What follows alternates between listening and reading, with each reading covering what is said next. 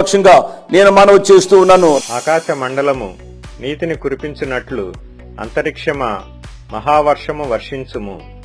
భూమి నెరలు విడిచి రక్షణ ఫలించున్నట్లు భూమి నీతిని మొలిపించునుగాక. యెహోవానగు నేను దాని కలుగజేసి ఉన్నాను. ఇక్కడ ఏం కనపడింది మనకి? రెండు మాటలు మనం ప్రాముఖ్యంగా గమనించాలి.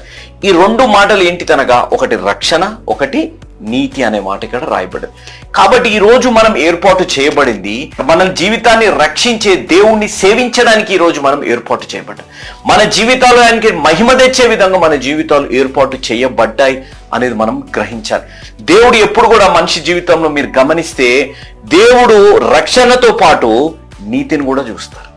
అనగా with salvation God deals with righteousness అనేది గమనించాలి.